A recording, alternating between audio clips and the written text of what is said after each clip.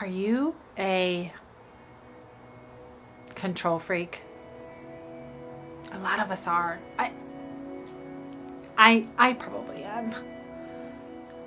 It's true. I am. I just like things done my way. Duh.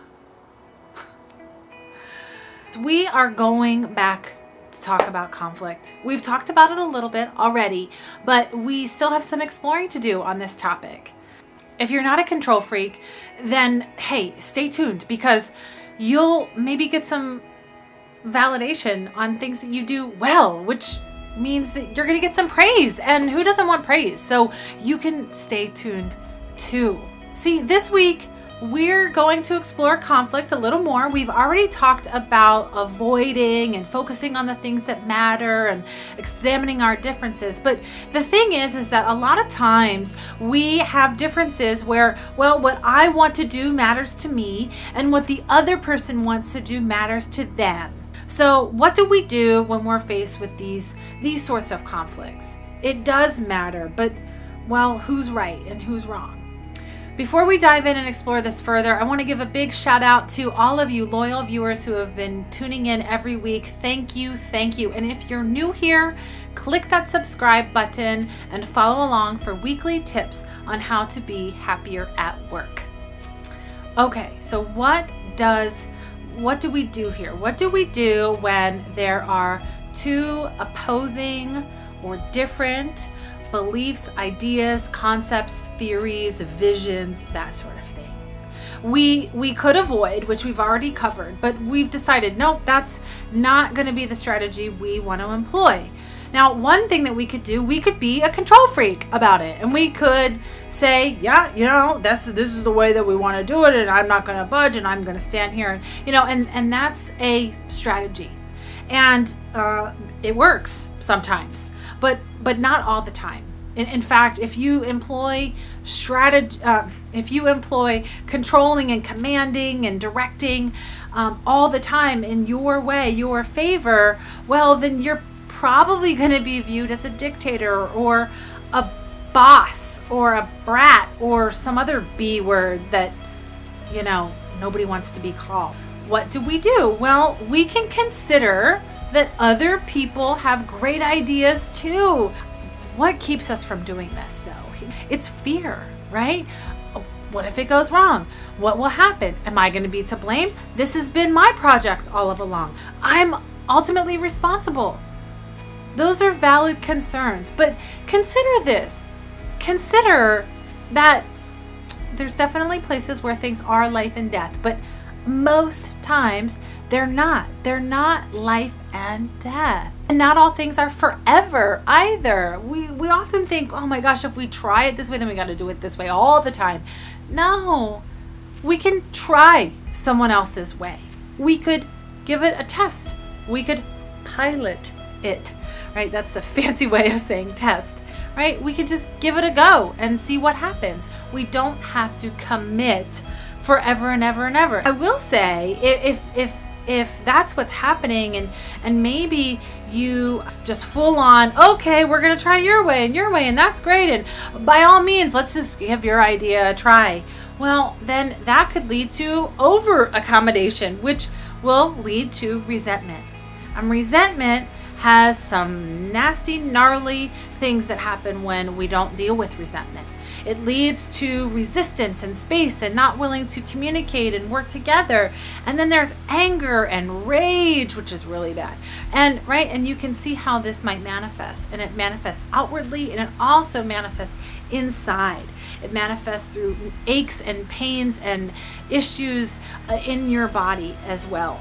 So we definitely don't want to overuse accommodation as a strategy or giving people their way as a strategy. There has to be a healthy balance. What might this look like? Let me give you a couple of examples. Say, for instance, you are planning a party, a client appreciation event. You're working with a party coordinator or planner.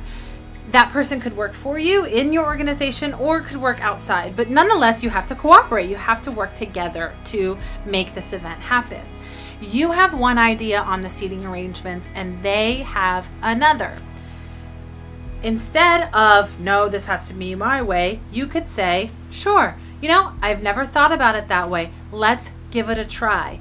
Or before you even press the go button, you could say, well, let me see what you had in mind. And you could talk through what their ideas are and give them that space to express and show you what they were thinking. Another example might be on a sales team. Say you have a sales script that works pretty well and it's doing good, it's getting results. But you have a salesperson who has an idea on how to twist or tweak that sales script. Allowing them to make that adjustment and show you the results is a way that you can sort of release control, let go, and accommodate their way of thinking, their idea. Again, not permanent.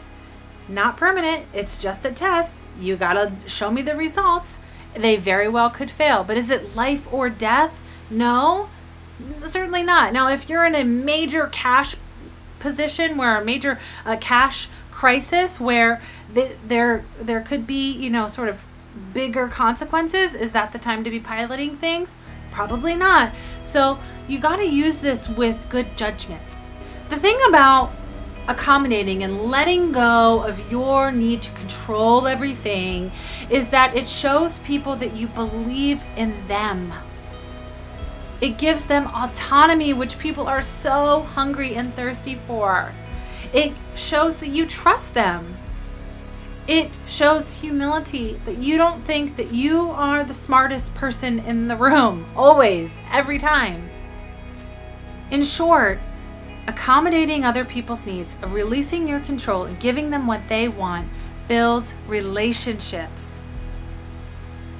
It builds relationships, and good relationships, are half of the workplace happiness equation. Remember, we need results and relationships at work.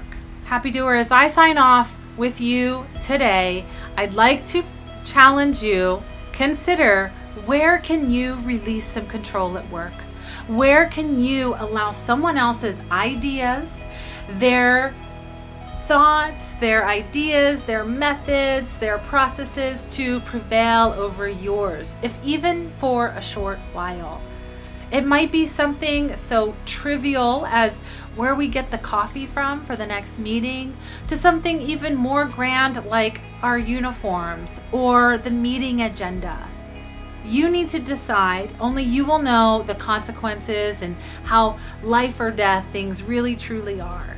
But I encourage you, extend the hand of accommodation and let people try it their way once in a while. Thank you so much for your time today, Happy Doer. I'm so glad you're here.